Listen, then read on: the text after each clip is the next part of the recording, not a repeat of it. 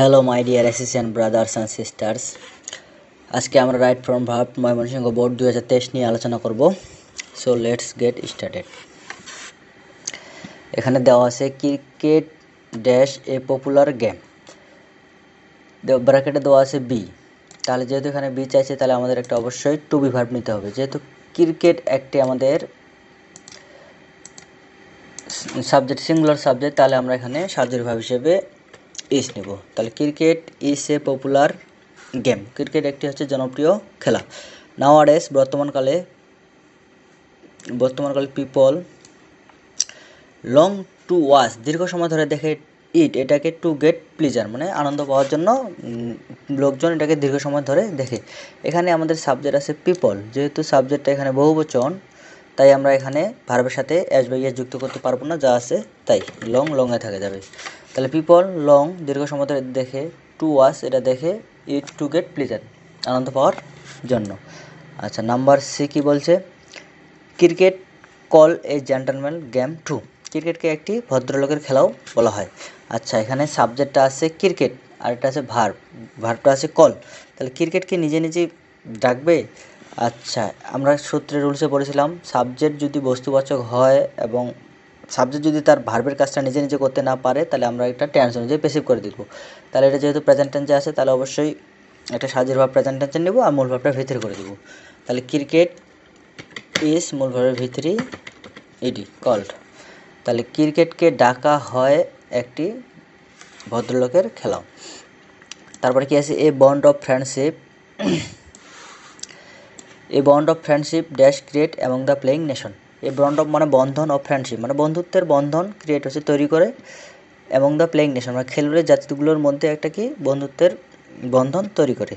আচ্ছা, এখানে যেহেতু দেখো ক্রিকেট, এখানে আছে ভার্ব আছে আমাদের ক্রিয়েট, তাহলে এ বন্ড অফ ফ্রেন্ডশিপ, যেহেতু আমাদের সাবজেক্টটা আছে বস্তুবাচক এবং ভার্বের পরে যেহেতু আমাদের প্রিপোজিশন এমং আছে, তাহলে এটাও আমাদের প্যাসিভ করতে হবে। তাহলে এখানে আমরা সাহায্য ভাব নেব ইজ মূল ভাবের ভিতরে। তাহলে a bond of friendship is created among the playing nation. তারপরে কি আছে?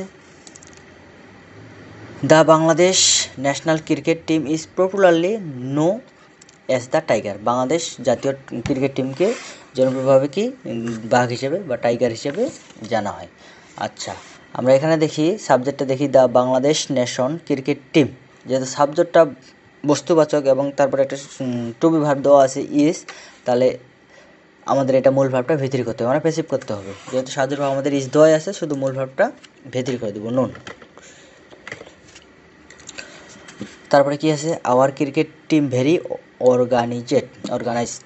আচ্ছা, এখানে বলছে আমাদের ক্রিকেট টিমটা খুবই সংগঠিত।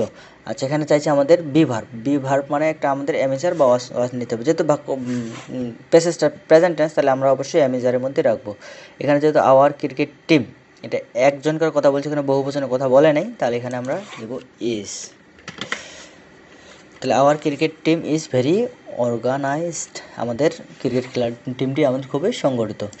আচ্ছা, তারপরে কি বলছে? আওয়ার ক্রিকেটার্স, আমাদের ক্রিকেটারগুলা হ্যাভ দ্য এবিলিটি, সামর্থ্য আছে, টু কম্পিট মানে প্রতিযোগী করতে, with the renowned cricket team of the world, বিখ্যাত ক্রিকেট টিমগুলোর সাথে, বিশ্বের বিখ্যাত ক্রিকেট টিমগুলোর সাথে আমাদের ক্রিকেটারদের কি প্রতিযোগিতা করার এবিলিটি মানে সক্ষমতা আছে।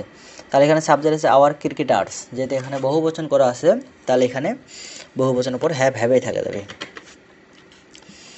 দ্য এবিলিটি টু, দেখো এখানে দেওয়া আছে টু প্লাস মূল ভার্বে সর্বদা ভি ওয়ান হয়, এটা আমরা জেনে থাকি, তার জন্য আমরা কমপ্লিট রেখে দেবো। তারপর কি আছে? With the renowned cricket team of the world.